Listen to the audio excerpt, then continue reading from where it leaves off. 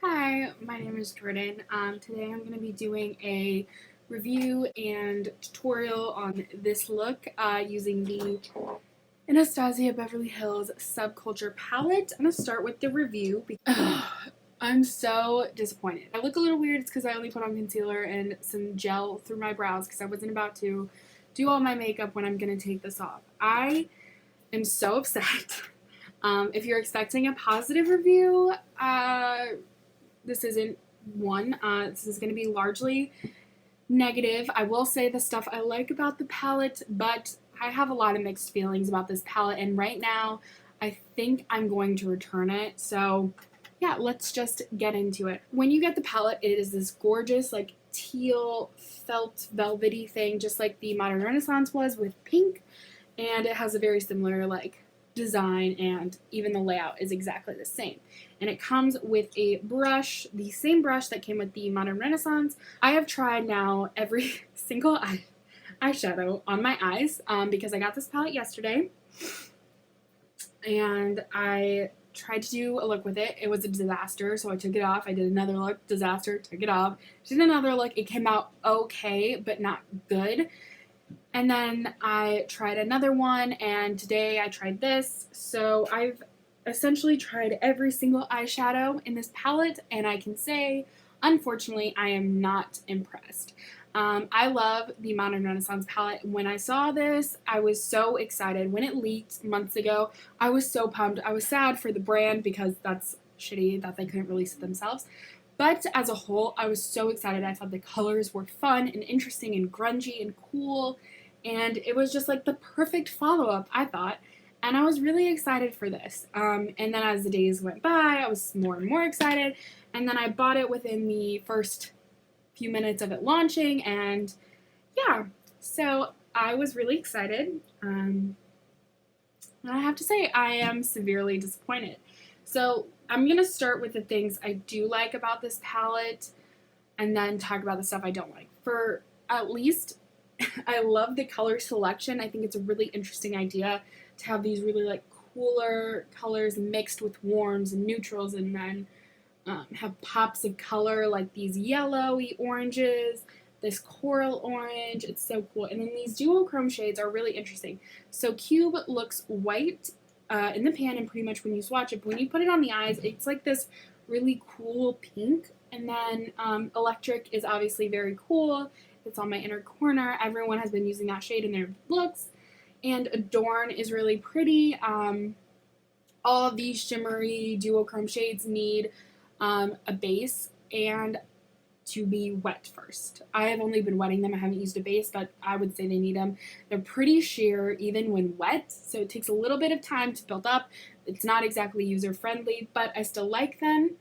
What I really like in the mattes, I really love the shade Dawn. It is like the perfect transition shade for most people. If you're like fair to medium, I think for dark it's going to be a little too light, but it's a really good transition shade. I really love the shade Roxy. It's very cool, very bright, and Edge and New Wave are very, very, very cool. They're super pigmented, super blendable, and they are amazing. All the shades are super pigmented except for the shimmers, as I said. But past that, that's where we start having issues. So I will just add that I also like the shade Mercury. Go into the things I don't like about this palette, which is going to be a majority of this video.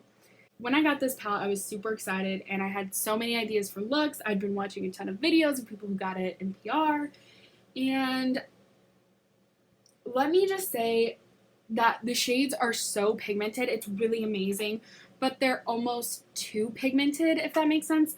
So if anyone is not like a pro at blending, you're not going to like this palette. The deeper shades like Untamed, Rowdy, and Axis, they are really hard to blend because they go on so intensely that you almost have to go in with like teeny tiny bit, tap off your brush a ton, and it's still almost too much. So then you're spending a ton of time blending. Here is where I have problems. So the shade Destiny, All-Star, Rowdy, and a little bit of Fudge, which I don't understand, but these shades are horrendous. They're super pigmented and beautiful, I will say that, but when you put them on the eye, So typically how I like to do my eyeshadow is I like to put down the transition, maybe deepen it a little bit with a pop of color. So in this case, do Dawn and then Edge or Roxy or whatever, and then go in with the deepest shade on the outer corner, like how it looks now, and then blend so everything looks really seamless. You can't do that with these 4 that I mentioned, which was Destiny, Fudge, All Star, and Rowdy. It literally like lifts the color. You can see it a little bit better right there. You can see the color underneath it. It's like where you put it on the lid, it'll stay, but then if you blend in the crease, it just lifts up. I took pictures and I'll insert them of when I was applying it so you can see, and you'll see in the video. It just like refuses to blend with other shades. Like those 4 are really deep and gorgeous and rich in color and pigment, but when you try to blend them, if you've layered anything underneath them, it just lifts off completely because it doesn't look good. Like I tried to hide it on this eye a little bit more, but it doesn't look good. I haven't had problems with the lighter shades, so like Roxy, New Wave, Edge, and Dawn. Those ones all blend really nicely with each other. I haven't had any trouble with Mercury blending with each other colors, and Access and Untamed. So basically the shades that I've had the most trouble with are Destiny, All Star, and Rowdy, and I used Fudge today, and this is one that's really confusing because it is a single shade and everyone loves it, but for some reason this one in the palette lifted. Like that's what I used today and it looks horrible. So my makeup, I don't think it looks good. I wouldn't wear this out. I'm going to take it off and do something completely different without this palette. I tried so hard to make this work. I really wanted to love it, and I'm not just bashing them to bash them. Anastasia is one of my favorite brands. I really respect them as a brand. I love Anastasia Beverly Hills, and I love the Modern Renaissance palette.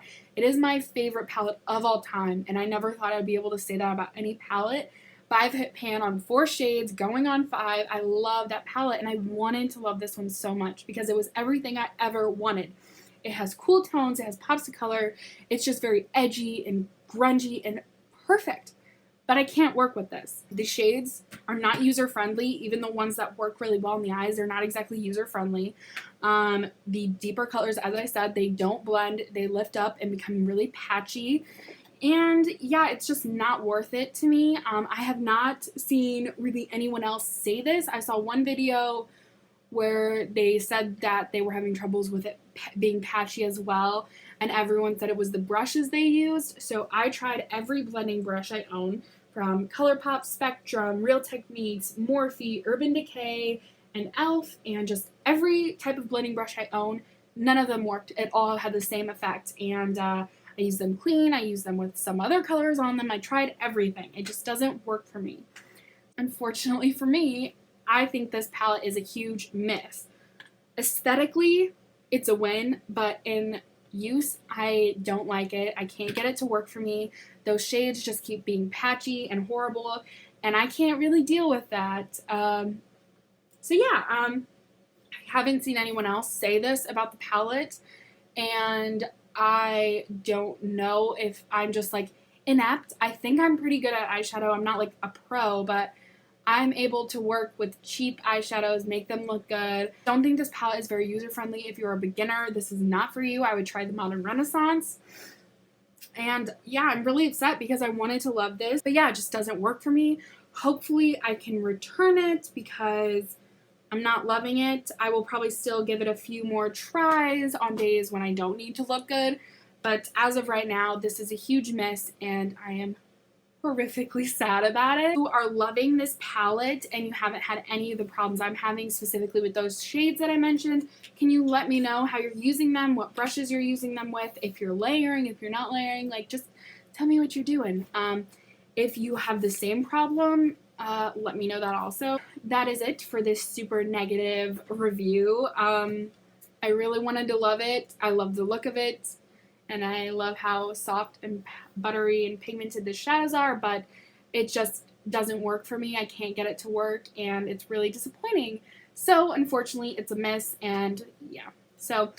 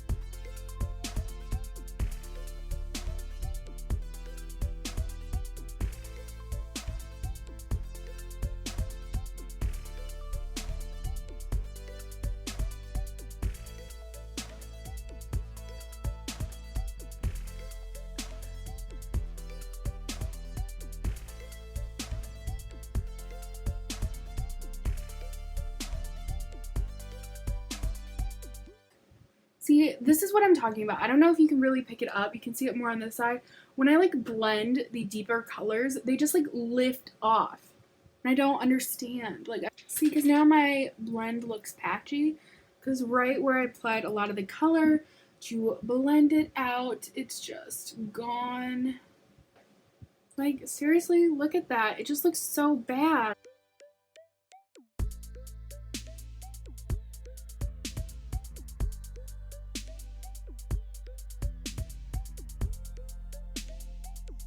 If you have any questions, comments, leave them down below. I am pretty much always on YouTube watching videos or putting some up now for myself. Yeah, so hopefully this is helpful to someone, and yep, that's it. Thank you so much for watching. I hope you enjoyed this, so to speak, and I hope you stick around, subscribe, check out some of my other videos, whatever. I'll see you next time. Bye!